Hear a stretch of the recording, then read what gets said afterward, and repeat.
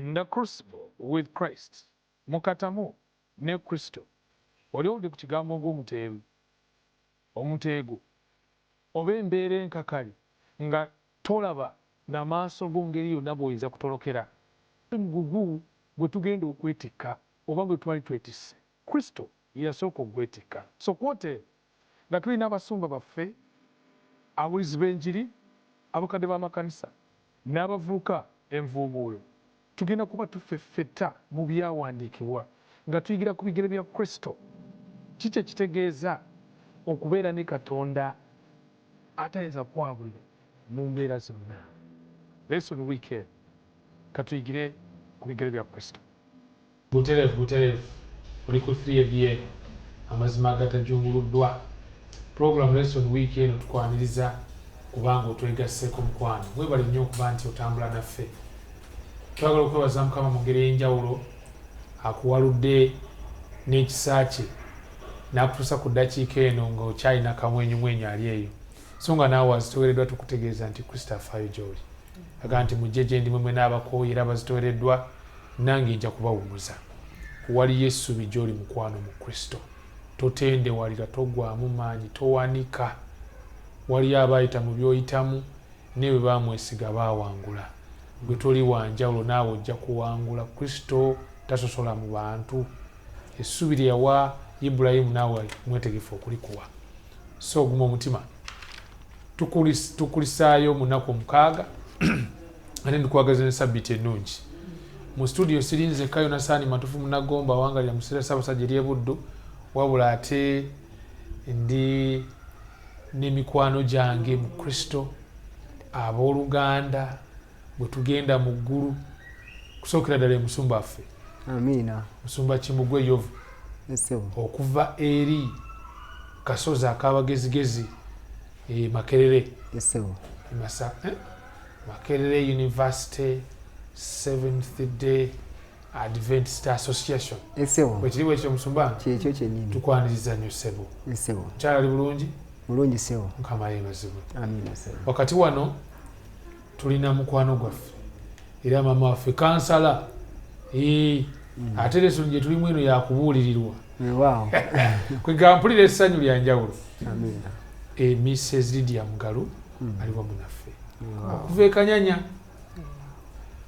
Njagala nnyo olimba lwemwatulimba oli olugamba nti kiri mugasa ki omuntu okulya ensi n'atatuuka Golden Gate. Bonna nga tusiimye okuba naye mukwano. Tusaba Mukama ekisa kiri kyagabira bonna abamutya kyeyongere gy'oli. Tusaba mikono gyange mubuuze ku mulabi waffe ate oluvannyuma tubeere nga tugenda mu maaso n'enteekateeka. Mukama yeebazibwa abooluganda abatulaba. Tusanyuse nnyo nate okuba nti Mukama atuwadde omukisa guno tutega amatu gaffe, tugule emitima gyaffe egy'omwoyo era tusobole okuba nga tuwuliriza era nga tutegeera. Mukama abeere wamu na buli ssekinnoomu obwa Yesu Kristo Mukama waffe. Amiina. Twebaza Katonda olw'omukisa gw'atuwadde n'olwaleero okuba nga tuyinza okugabanako nammwe ekigambo kya Mukama. Lesoni eno lesoni ŋŋanzi eri obulamu bwange mpulira nga nagyagadde kubanga eyogerera ddala kiki ekiri mu bulamu bwaffe. Era nzikiriza nti Mukama agenda kukola omulimu mu ffe we naggweerako tugenda kubaako bingi bye tutegedde. Mukama abawo omukisa akuwa omukisa ng'ogiraba. Tuyanza nnyo Musumba waffe. Maama tusabe otuweereyo okusaba tuli kutandikira. Kale katusabe. Katonda Kitaffe Ayinza byonna tweyongera okwebaza kubanga kisa kyonna kwagalako ffe okuba nti ne mu kiseera kino tukyeyongera okuyiga ku kigambo kyo. Taata tuyigirize era otuwa omwoyo w'amagezi olw'okufuna ebyo bye weetaaga tuyige ate tubiteeke mu nkola tutambulire mu mpisa zo ku nkomerero tusobole okubeera abawanguzi ku bwa Yesu Kristo omulokozi waffe. Amiina. Weewaawo. Amiina. Mukwano gwaffe twongera okwebaza nti otambula naffe mu lesson weekend. Oli mu ddiiro lyo ku 3ABA abali e Kanyanya mbabuuzaako mikwano gyange. Abali mu Kampala wano wonna n'emiriraano n'abali ewala abali ku YouTube wala bali ku Avento Media Productions amu nga musinzira mu mitala w'amayanja. Thank you so much my dear friends. Mutukola bulungi nnyo bwe mukomentinga musharinga obubaka buno ate awamu n'okulayikinga programu eno. Mukama tusaba bawo omukisa. Amina. Ayo na programs nyingi ku 3BN ezikuzimba ezikuteekateeka okudda kwa Yesu. Tulina program ku ssaawa emu buli Friday eyitibwa Bible egamba ki? Isewo. Bible egamba ki? Musumba ffe Sebagala Ivan egenda jja nankumbi agikulemberamu nga addamu ebibuuzo okusinziira ku Bible bwegamba. So program tugipromotinga tusaba Mukama akuyambe nayo ugiganyulwemu ogifollowing bulungi nnyo yesookawo ssaawa emu paka ssaawa 2. Ate tulina yimba nange tulina bwati bwayogera Mukama buli lunaku ssaawa 6 ne ssaawa 3 paka ssaawa 4 okuwulira eddoboozi lya Katonda nga lyogera okuyita mu kigambo kye ng'akozesa abaddu be ab'enjawulo abasumba. So weewale nnyo okuba nti mukwano wettanira enteekateeka ezo zonna tulina onegenda maaso tubamanya ebiro manya ebiro tuli mu kiseera ki Yesu anaatera okudda aga nti ebintu bino bimulaba bitandise okubeerawo mutunule waggulu kubanga okunuga kwamwe kusembedde. So program emanya ebiro ekuyamba okwebereramu nomanya nti munnange sina kutwalibwa buluvu nakweraliikira kwa bulamu buno wabula mu mutima gwe nkankwase Kristo anteeketeeke olw'ekyo kye yatusuubiza nti ndikomawo nate ne mbatwala gyendi eyo gyendi namwe mubeere eyo. Weewale kutweyungako tugenze mu lesoni eno namba 4 eyogera okulaba amaaso g'omuweesi. Gwe mutwe gwe bawadde lesoni eno. Okulaba amaaso g'omuweesi. Okulaba amaaso g'omuweesi. Okulaba amaaso g'omuweesi. Lesoni eno twagala okwongera okukomentinga nti ejjidde mu kiseera kyennyini nga yeetaagibwa. Bakita relevant message. Mukama waffe Yesu Kristo bwe yali abuulira enjiri ekimu ku bimwogerwako bagamba nti never man spake like him. Teri muntu yayogeranga Yesu ate ndo talibayo era tajja kubaayo eri mu Yokaana essula 7:6. Naye abanoonyereza bagamba ekimu ku nsonga lwaki Yesu teri yayogeranga ye kubanga yayogeranga ekigambo ekituufu mu kiseera ekituufu ku muntu omutuufu nga bwe kyetaagisiza. Nga Yesu takubuulira bigambo by'oteetaaga kuwulira.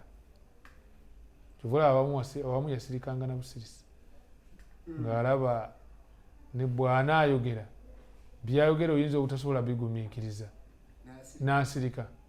So essaawa zino ng'ensi etabuse, ensi etabanguse, entalo, endwadde, ebyenfuna bidobonkanye, abantu bayaayaanira ebintu bingi omutali makulu, emirembe giwedde ku bantu mu maka gaabwe mu masomero.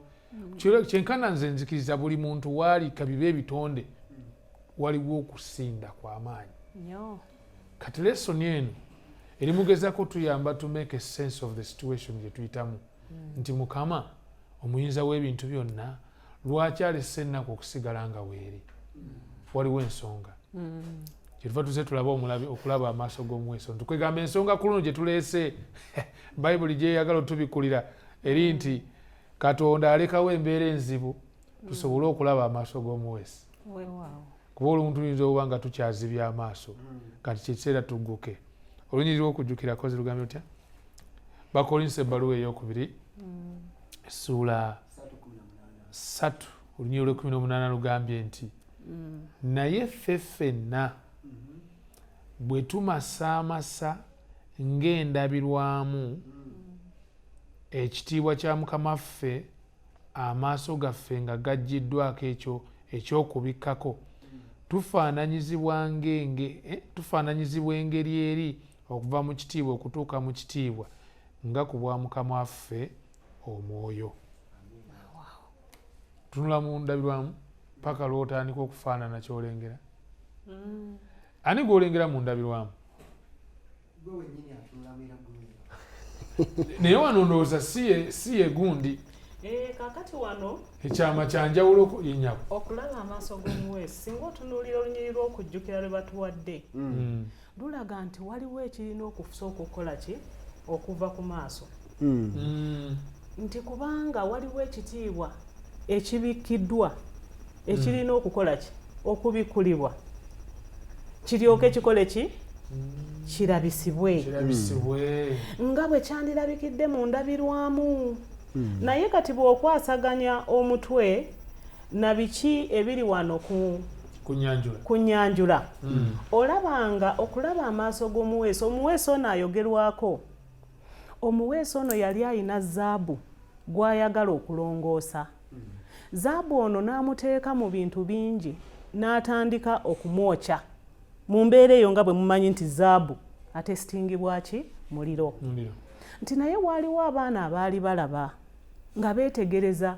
nga bw'ajjayo zaabu ono bw'amukeberako n'alaba nga tannabakola ki kutereera n'azzaayo mu muliro ate buli lwe yazzangayo n'ayongeramu n'obuka bwaki bw'omuliro kati abaana ne beetegereza nnyo omuweesi ono kye bava babuuza nti owaaye onootegeera otya nti zaabu kati akoze eki ateredde tukulaba ojjayo ate okola ki ozaayo buli lwozaayo n'okumamu omuliro ne gukola ki ne gweyongerera ddala omuweesi kyava abagamba okutuusa nga ndabye nga bwe ntunulamu bwe nti ndaba amaaso gange neeraba ng'eyo ye tesiti erina okukakasa nti kaakano zaabu akoze eki alongooseddwa era okusinziira ku lesoni nga bwe badde etambula eyakatamu ku katamu mu katamu ne kristo omujjudde ebibonyoobonyo omujjudde embeera enzibu enkakali wano ekifaananyi kya zaabu ono nakyo kyongera okukola ki okugyayo embeera nti zaabu ng'anaafuuka ekyomugaso asooka n'abeera mu tesitisi ezaki ez'enjawulo n'ayokebwa n'aggyibwayo n'atesitingibwa okutuusa ng'ekifaananyi kiri naye wano twogera ku kifaananyi kya kristo kristo yennyini ayagala alabikire mwani muffe olwo okulongoosebwa kwaffe kubeere nga kukoze eki kutuukiridde awo wetuli kaakati omuweesi yani ye kristo okutuusa nga amaaso g'omuweesi galabikidde mu bantu be tagenda kulekera okukola ki kulongoosa the process continues naye ng'ajjukira lwakwagala lwa mukwano olw'ekiruubirirwa ekyo ekijjudde eki okusanyuka n'obuwanguzi naye mukama muli ekisaala gye nsaba mukama atuyambe to grasp okutegeera munda omutima gwa lesoni eno nambanya kubanga awantu awo weewali nze zimu ku nsonga ezikyasibye kristo okudda kankiddemu nkyekakasa kubanga Matayo 24:14 lugamba n'enjiri eno ey'obwakabaka ekubuulira mu nsi yonna ng'omujulire eri amawanga gonna enkomerero keekole ki naye ng'era ebuulirwa bwakitannadda waliwo olunyiriri olwa lugamba mu musajja ono Petero bw'aba awandiika mu bbaluwa ey'okubiri essula 3:9 lugamba nti Mukama talwisa kye yasuubiza ng'abalala balowooza okulwa naye agumiikiriza ffenna tuleme okubula naye tutuuke mukola ki mukwenenya kati nze ndowooza kyogambye nti amaaso g'omuweesi galaba mu ndabirwamu mu zaabu ono kwe kubanga omuntu atuuse mu kwenenya okwenkomeredde ensonga lwaki tannadda ayagala kulaba ng'ekifaananyi kye kirabikira mu bantu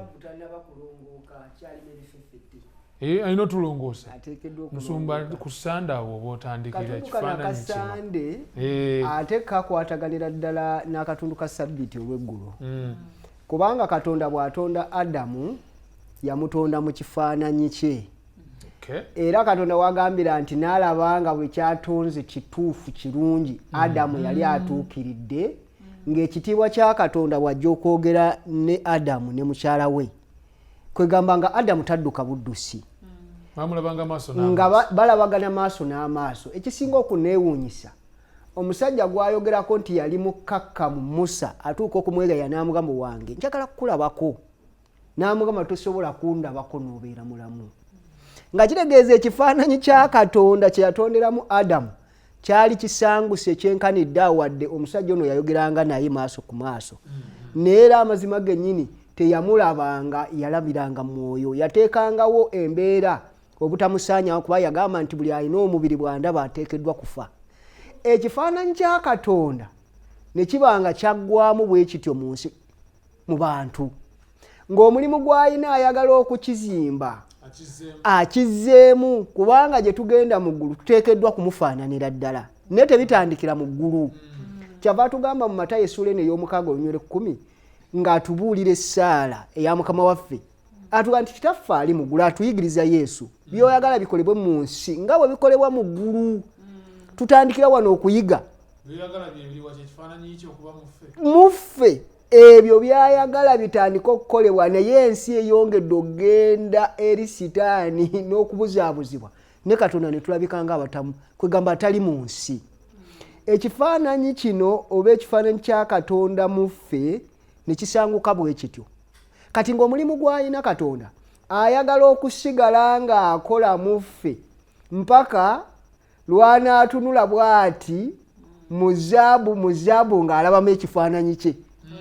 Ate zaabu si mulala, zaabu yenze, zaabu yeggwe, zaabu ye muntu yenna amukkiriza, kubanga agamba nti mu koyini oba epeesa eryagwa mu nnyumba omukyala bwe yali ayera bw'ati n'alabako akamasamasa. Nina wensoma mwoyo omunnabbi ng'agamba nti singa waliwo abantu babiri abayinza okukkiriza Kristo ku musaalaba ng'afudde, kyali kimala ensi eno Yesu okujja okubafiirira abantu babiri bokka bwe bati.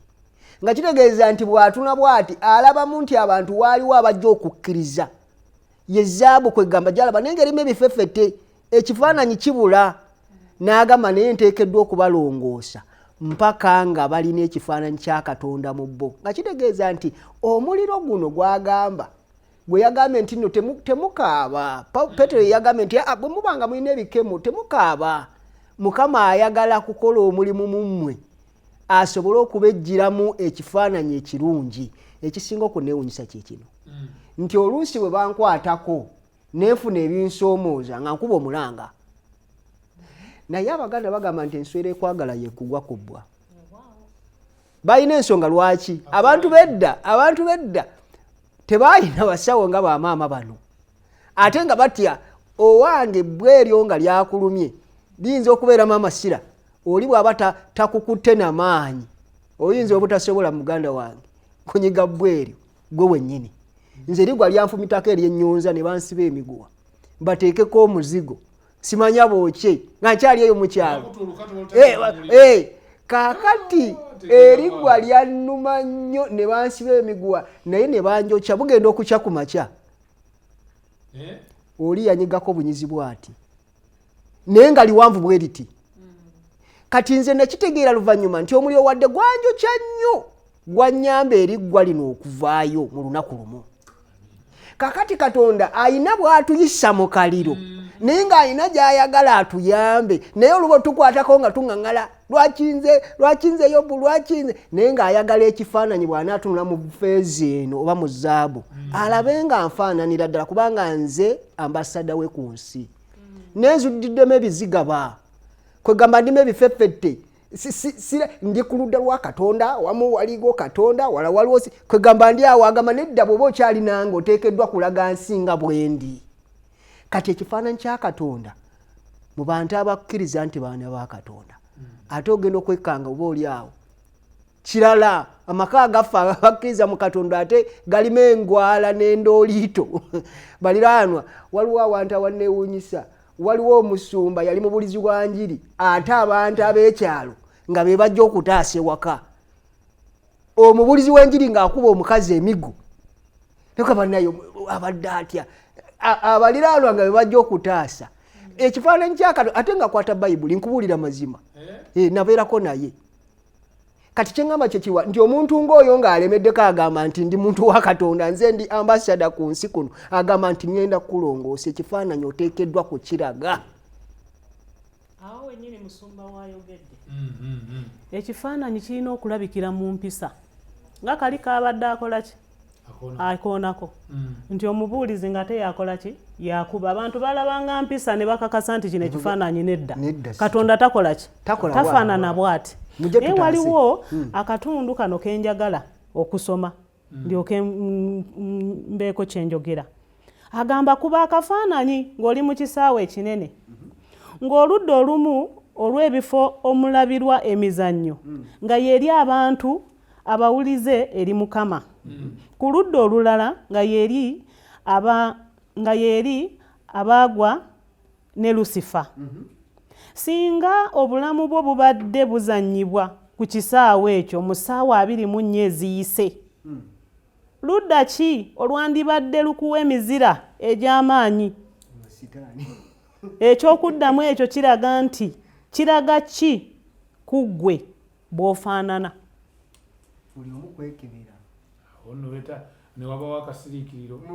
bakuwadde essaawa 24 zokka nno takugambye wiiki namba naye akugambye ezaayooko akatambika olwaleero 24 hours ani gwe obadde oyolesa kifaananyi ki ekibadde kola ki Kristo yakuba emizira nti yes oba sitaani musawo ono Pawulo yagamba mu Bakolinsi ekisooka essula ey'okunonya nti twafuuka ekyerolerwa bamalayika batunula ensi ezitaagwa zitunula ne zigamba katulabe era Yobu katulabe kaakati ali mu masaŋŋanzira alonda waani era nga bulijjo Yesu amukubye bali agenze nga setaani bw'agamba kati ffe twafuuka ekyolererwa abalabi b'omupiira babeera ku kisaawe ne batunuulira abazannyi bagenda okulaba nga bataddewo omupiira wali mu maaso yateekeddwa n'agukuba mu nnyanja bagamba nti n'agukuba mu nnyanja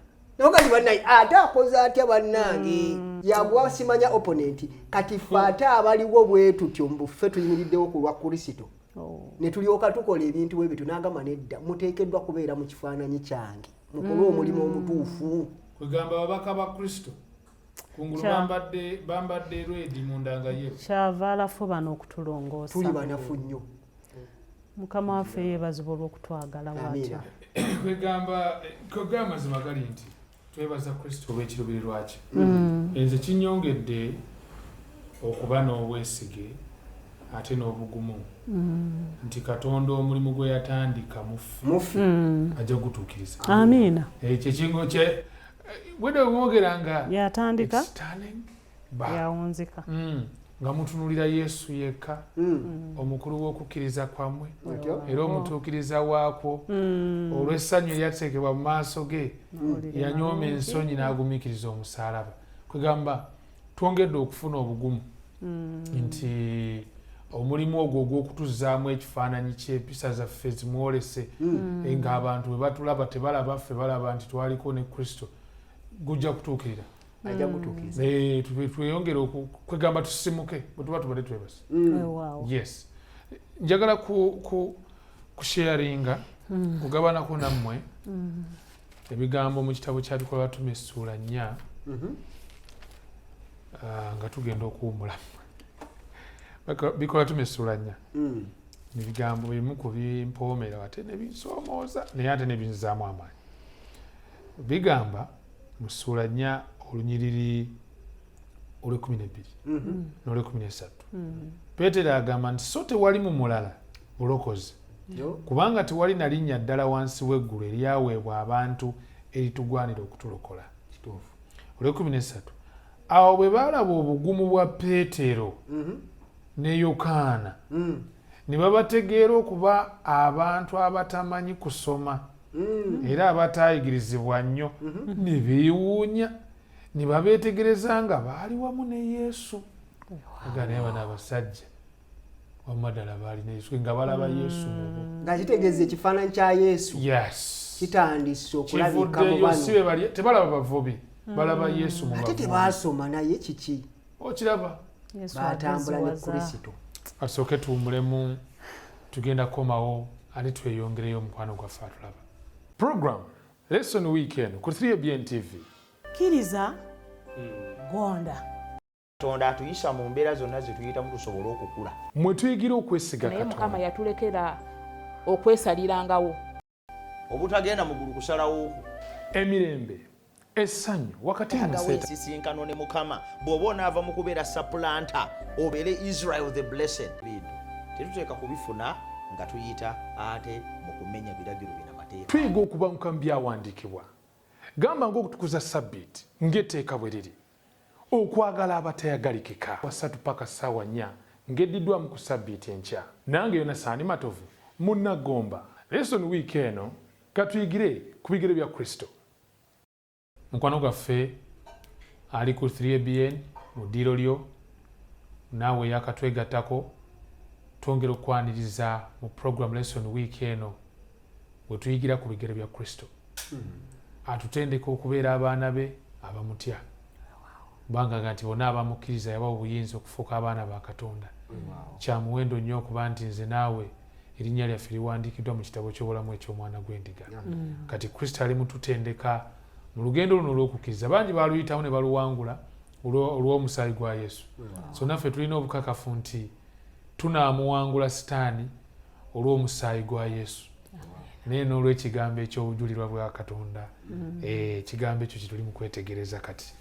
So twagala kweyongerayo tumaze okulaba ekifaananyi nga kizimbiddwa kiri mu kuzimbibwa muntu ono. Pawulo ne Peetero ne Yokaana babalabye. These guys have been with Jesus. Nawe nasoma ng'agamba nti Christ filled their thoughts. Ebirowoozo byabwe ne bijjula Kristo. Ng'okulowooza okwali mu Kristo kati kwe kuli mu bo. Si wewe tuli? Wetuli ddala. Naye kukula kutya tugenze ku Mande. Faith amid the refining fire. Amid the refining fire. Ani enyambako maama. Kakati wano okukkiriza wakati mu muliro ogulongoosa. Akatundu kano kasinze okututunuuliza omusajja Yobu. Omusajja ono yali wakati mu muliro ogukola ki? Ogukulongoosa. Story ya Yobu tugimanyi. Nina ne mukwano gwange omu twali tutambula tunyumya ku Yobu. Kyava mbuuza naye ebintu ebyo ddala byabaawo. Oba nfumuzi awakayimana wange. Kubanga yabisoma n'awulira nga ddala bisusse ku bw'omuntu. Muntu kyabonaabona okutuusa awo. Naye boogera ku kukkiriza era okukkiriza okwo noone yali yeewuunya. Kyekyamuleetera okugamba omusajja n'abonaabona n'alwala n'aviibwako ebibye byonna ab'emikwano ne bamukola ki? Ne bamuvaamu. N'omukyala n'atuuka okwogera ebigambo eby'obubambaavu. Omusajja n'asigala nga ye anyweredde kwani? Katonda. Naye nti okukkiriza kuno wakati mu muliro ogulongoosa kubanga twalabye nti obutamu bwonna busonga ku muliro ogukola ki? Ogulongoosa. Guli gwe twalabye. Bino byenkoonako omusajja n'ayita mu kino n'adda ku kiddako. Zaabu bwe bakola ki? Bwe bazaayo bwe bajjayo. Omuliro we gweyongeramu bwe bazzayo. Okutuusa ekifaananyi nga kikoze eki? Nga kirabise. Yobu kino kyayitamu. Omusajja ayita mu kugezebwa kwonna. Naye ebigambo ebyamuvaamu byali bya ssuubi. Wandibadde otusomerako mu Yobu 23 naddala olunyiriri olw'ekkumi olwo. Luwoomerera ng'omubisi gw'enjuki. Tulaba omusajja ono okukkiriza ddala nga bwe twalabye nti ekifaananyi bwe kirabika era abantu bakola ki? Bakiraba. Kifulumira mu bye twogera n'empisa zaffe nga bwe tukola ki? Bwe tukyetaaga kwogera nti ndi Mukristaayo. N'akatono. Ensi eraba n'ejulira.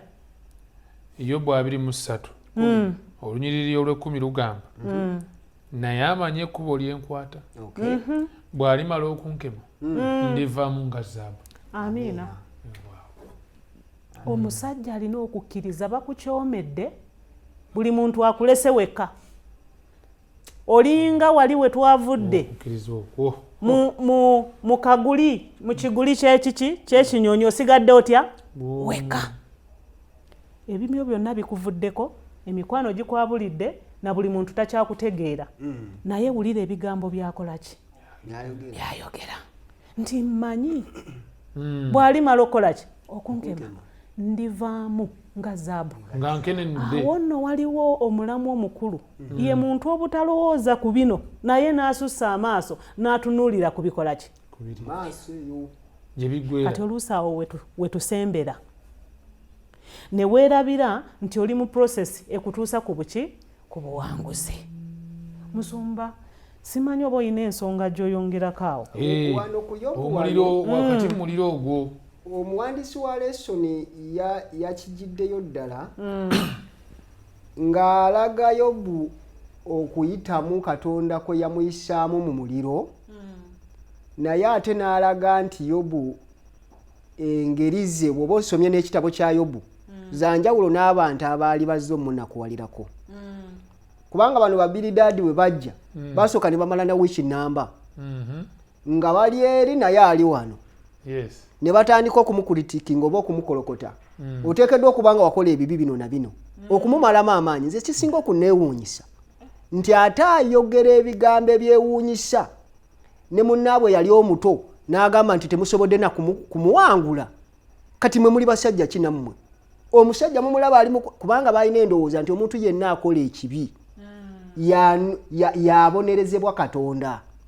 Naye nze nzikiriza nti Yobu ono aliko ekikolimo. Ensonga lwaki abonaabona lwaki ali mu katamu kati bali mu mwokya bulijjo abadde atwewaanirako wano.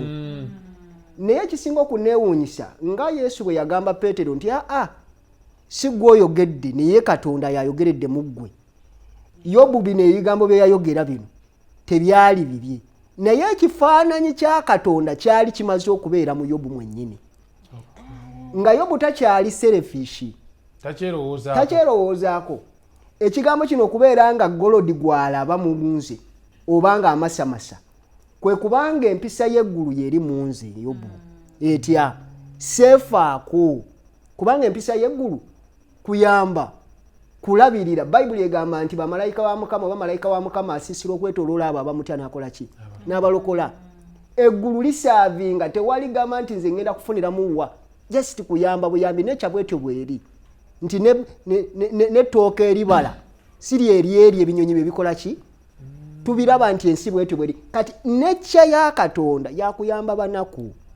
Ekyo Yobu kye yali atuuseeko era agamba nti nze obanga nnina omukazi gwe nali nkutamyeko nange wange bamukutameko oba nali ndabye omuntu omuyala nga abonaabona ne simuyamba banaye Mukama nnyimiridde ensaasiro mbuulire lwaki.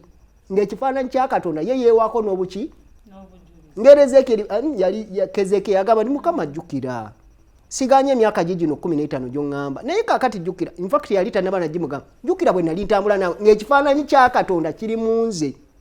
Kati wano Yobu kyagamba kyekiriwa nti wadde waaliwo okuyita mu kabiga akayitirivu okunywera mu kukkiriza kwali kukyali kunywevu mu ye.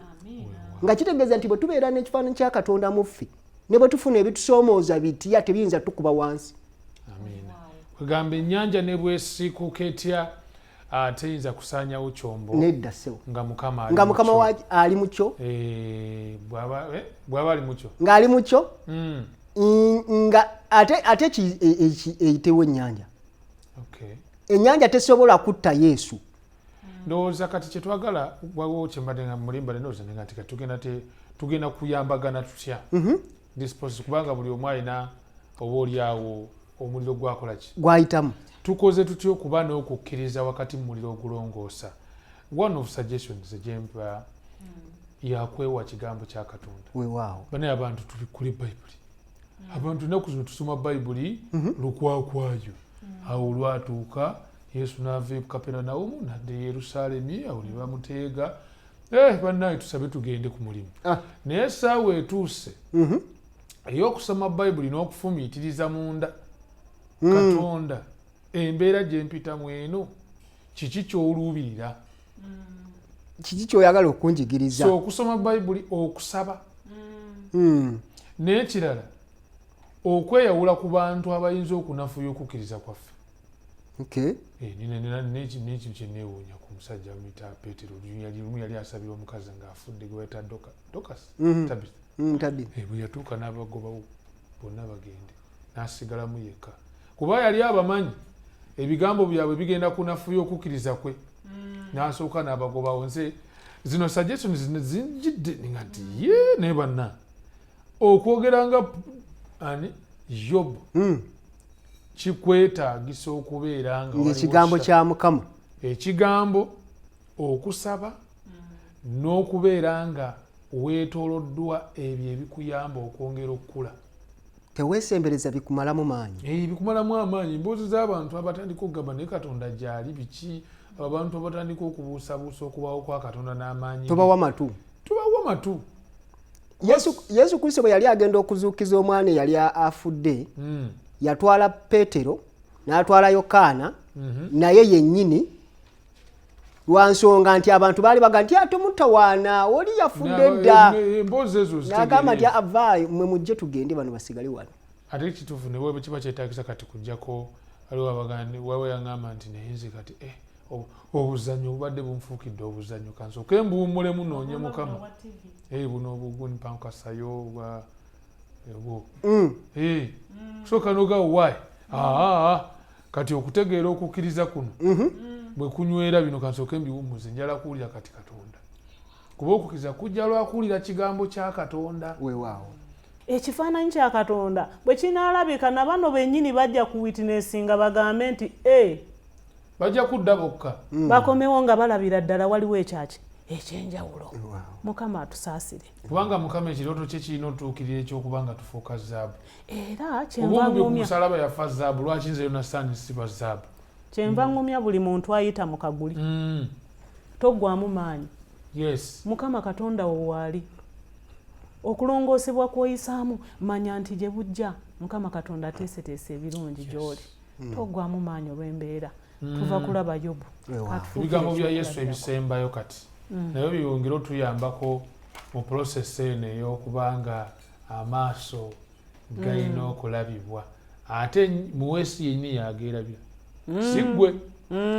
Manyi waliwo self justification eyo tugiwagira yakifalisaayo ega nti nze siringa bali abalala tukisazaamu ekyo. Nanti agambye ye yalaba ono omuweesi oba ali mu kutereeza zaabu yatunuulira zaabu n'atandika okulaba ekifaananyi kye mu zaabu ono. Sinze zaabu bwe zaabu bakutereeza obeere ng'olinga ndabirwamu, abalala bakulabeko bwe balaba balabe ekifaananyi ky'oli. Yours to believe nti omulimu gugenda mu maaso. Tokaaba omulimu tukikwasaganye tutyawo mu ngeri ki? Alaba amaaso ag'omuweesi si kye kino kyaweesa, wabula omuweesi yennyini yalaba kwegamba alaba nti omulimu gugenda mu maaso gw'okutuukirira kw'empisa z'ekikristaayo mu nze. Si be bantu si yenze akolwako omulimu wabula agukola ye Kristo. Kyekituufu yamanyi ddi kwegamba nze nina kusigala nga nzikiriza nti ali mugenda mu maaso akola agukolera ddala, naye era bwe gumala okulongoosebwa ekimyanso kyagwo tegiyinza kukomaawo. Kisaasaanira kikuba abalala nabo bwe baba balaba kiri ate balaba muweesi bate bakyalaba gwe n'akatono. Self is lost sight of. Kama tumwebaza olwekyo. Ebigambo bya Yesu ebyasembayo, ebigambo eby'amagezi bino, ebigambo bya Kristo, bigambo bya Kristo, bigambo by'amagezi, ebigambo bya Kristo, ebigambo bya Kristo. Jesus his last words bali Yerusalemu. Ebigambo bino ebya Kristo byayogera ng'ayogera ku bantu ab'emirundi ebiri abasooka abaana bano abawala abagezi n'abawala abatali bagezi. Bigambo bitukwatako n'abatali bagezi pasiru mu Matayo ssuula 4:25. Ebigambo bino nabisomyeko ne binneewuunyisa nga byogera ku mafuta. Abawandiisi abasomi ba Bayibuli bakkiriza nti amafuta ye Mwoyo Mutukuvu. Kikakafu. Naye ate nze kyenzikiriza ate nga kituufu nti ekkanisa eno ya Seventh Day esingako okulowooza obulowooza ku mafuta ago Omwoyo Mutukuvu, naye okuteekesa mu nkola Omwoyo Mutukuvu kyakugamba. bwe mbanga mukkiriza omwoyo mutukuvu nti ge mafuta naye nga tasobola mwoyo mutukuvu kukyusa mpisa zange mbeera ng'oli omwana eyalina kitaawo abaali ababiri n'amugamba nti genda mu nnimiro olime nakkiriza naye n'atagenda kati bwe nzikkiriza nti omwoyo mutukuvu waali naye naye mba nga simuwadde bbeetu kukola mu nze mba kwegamba ndi mukuvvuula mwoyo mutukuvu kubanga ye bwe mufuna ateekeddwa kukola maanyi ateekeddwa okumpa amaanyi okukola enjawulo mu bulamu bwange. Mbuuza ekibuuzo mbaamu amafuta oba tugayina singa omuwandiisi yakirambise bulungi omanyi ebyawandiikibwa bino bigenda bigoberagana nga byagala okututunuza ku nsonga ogitegerera ddala obulungi. Tulabye empisa okulabikira mwani omuntu naye ayagala akulage nti waliwo amaanyi ag'enjawulo kuba omuntu ayinza okugamba nti naye gwolowooza mu maanyi go ddala osobola okwejjamu kino neweza mu kino ye bino bye mwogerako bisoboka bitya? Amateeka gonna ani asobola ogakuuma? Kyava aleetawo enkola eno kyava akubuulira abawala abagezi n'abaki abasiru amafuta omwoyo omutukuvu musumba gwabadde akola ki ayogerako kyava akugamba nti oli omubeezi gwe twasuubizibwa era n'atuweebwa kasita omuganya n'ajja mu ggwe byonna bigenda kusoboka era ekifaananyi kya mukama waffe kikole ki kirabisibwe naye kyava akugamba nti oyaayaanira okumufuna tobeera bwebaka bwebasi nga tokoze eki nga tofuddeyo kubanga twayize gye tubadde tutandikidde nti Katonda takaka yatulekera okwesalirawo kyava ajja n'ateesa naffe n'atugamba kino kye mbaagaliza era enkomerero wano we wali obuki obuwanguzi kyava akuteerawo amakubo gonna kyava atugamba sibalese nga bamulekwa naye omwoyo omutukuvu omubeezi akola ki bw'ali so byonna Katonda abikola ng'ali ku pulaani ya bulokozi anoonya gwe nange. Webale nnyo omusawo ekirala omwoyo omutukuvu ono atuleetera okubeera n'ennyonta. Yesu jaga nti balina omukisa abalumwa enjala n'ennyonta olw'obutuukirivu bali kusibu. Kati omwoyo omutukuvu ono atandika okundaga nti ekifaananyi kya Katonda oba omulimu gwakola mu nze. Waliwo akayimba akanyumira kali mu lulimi Lungereza kagamba is still working on me. Kwegamba ninga kwegamba ekibumbe ye yakola ki yatereeza. Kati omwoyo omutukuvu atandika okundaga nenegeraageranya oba nangeraageranyisa n'ebigambo bya Katonda naye ndaba nga situukiridde nensigala nga nkaaba ampa amaanyi nve ku status eno neyongereyo kajja okoma okutunuulira era ekituleetera obuzibu nze kwegeraageranya ne musawo bwe babuulira Samoni nze batenkolako ntandika kutunuulira singa omukyalo oyo awulidde bulungi singa Jonathan awulidde kati kyekituleetera obuzibu abakristaayo toteekeddwa kwegalageranya na mukazi na musajja yenna ku nsi kuno gwe weetwale mu maaso ga Kristo olayikola abe standard akuwe standard empanvu otunuleko olyoka ogwe ku ttaka era Peetero kyava agamba nga amaze okukwata ebyennyanja biganye najja mu maaso ga Yesu standard gy'ataddewo ng'ayogedde bwogezi ne bijja n'agamba saasira nze ayina ebibi. Yesu bw'atuwa omwoyo omutukuvu n'atulaga obunafu bwaffe tutandika okulaba nti ekifaananyi kya Katonda kyayagala okuzimba mu ffe kwegamba tukyali bato nnyo tetulina gwe tuyinza kujooga tetulina gwe tuyinza kujerega tetulina gwe tuyinza kwogerako bino ebyokwogera olugambo oyogera olugambo kubanga gwolowooza nti nze gwonsinga oba nze nkusinga naye njagala neeteeke ku standard ya Yesu olabe kati ekyo kyokka kitumala nti ekyo tulaba abantu abalina omwoyo omutukuvu nti babeera Eva bayina okunoonya amafuta gano okulabika nti no batambula bano abatalina mwoyo omutukuvu bo bali awo kyeŋŋamba tafaayo alowooza nti Yesu bw'anajja lwajja omufuna tabeera na nnyonta eyo tatunula teyeekebera tabuuza senga wa mutima gwe kubanga ekyo kyo muye alaba kwegamba mugagga.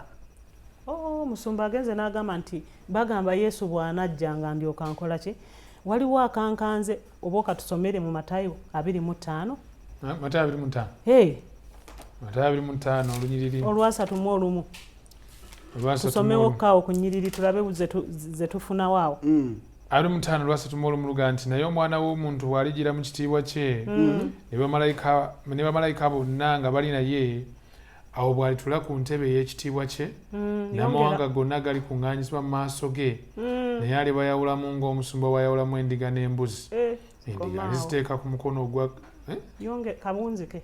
endiga aliziteeka ku mukono gwe ogwa ddyo naye embuzi ku mukono ogwa kkono. Wano tewali kubuuza bwe boogera ku mbuzi omuntu akola ki? Musumba agenze n'akoogera ensonga lwaki nkusabye osome nti omuntu alindayo ekiseera ekikola ki? Kumbe Kristo akomawo kusala muki? Oli mbuzi oli ndiga. Right now kiseera kino okiraba kubanga already tuba bitutandise okweyoleka tulina okubanga mukama waffe wakomawo kukungula kwawula ebirongoofu n'ebitali biki birongoofu endiga n'azaawula mu mbuzi. Mukama atuwadde ekiseera ayagala tubeere ng'abakazi bali abawala abagezi abeeterekera abagezi abo tuleme okwebakira mu kiseera ekitali kyakola ki kyakwebaka beeterekera etabaaza tuzimulise ng'ate tuzirabirira si kulwanga zikola ki zizimera entambi ozitereeza otereeze mafuta mwegali kwegamba essaawa eno kyeva eyitibwa essaawa ey'okusala essaawa y'omusango kuba zimalayika asooka agamba nti ayogera n'eddoboozi ddene nti mutye Katonda w'ekitiibwa kubanga ekiseera eky'omusango gwe kituuse omusinze yakola eggulu n'ensi ennyanja n'ensulo z'amazzi kugamba ssaawa yakakasa nti Katonda omuwa ekitiibwa mu buli kimu ssaawa yakakasa nti Katonda omutya mu buli kimu ssaawa yakakasa nti Katonda omusinza mu mwoyo ne mu mazima. Ekifaananyi kya Katonda kiri mu nze kubanga ekifaananyi bwe kiba kiri mu ggwe ebyo bituuka ebyo biba kibaako gundi yonna tebiriko kubuuza era ekyo kitegeeza nti byayagala nga bwagala nti byoyagala bikolebwe kuba bwe munanjagala mukwate bye mbagamba bijja kuba empisa zike mu bufunze ziba mu nze buli kyayagala kyonna mba nkikola ate si mu maanyi gange naye ye ng'akikola ki nga nsobozesa kati wano abagezi bano abawala beeteekateeka mukama waabwe buli kimu kye yagamba nga bakiteeka mu nkola. Era musumba nkyensaba okuyambako omulabi kwe kutegeera enjawulo mu kye twandiise okufuba wakati w'omugezi n'omusiru kubanga bano omusiru yali afuba yakola yalina etaala era yali muli ku mafuta era n'okugenda yagenda baba bayita nti mugende mulindirire omugole nga bwetugamba wano nti banaye mujje mukkirize Yesu ng'omulokozi wammwe anaatera okudda bonna ne bajja baayitibwa bajja but njawulo ki ey'omuntu ono omugezi ku musiru kuba buli omu ku ffe kitwetaaga ekyo kuba ono yajjayo ekifaananyi ky'oli bwe tuzze nga tuyiga tulabye nga atugeziwaza ye muweesi gwe tuli mu kuyigako olwaleero amagezi gonna gava mwani muye yamanyi ebyenkya yamanyi n'obuguli bwonna bwe tukola ki bwe tutambuliramu kyava akugamba nti gwe wuliriza buwuliriza ki ddoboozi lyange bwe nkugamba nti kwata wano kola ki kwatawo bwe nkutuusa awali okunyigirizibwa wekakkana mu mbeera kubanga nnina wenjagala okukola ki nze nvuga ebinnya togamba ti naye ate bannange eno gye tutuuse tunaatuuka n'akatono Katonda mulungi nti byonna agenda bitukolera kati amagezi kiri kitya nti kwe kuwulira eddoboozi lya Katonda era n'ogenda n'eryo kyerikukoze ki kyerikugambye ge magezi.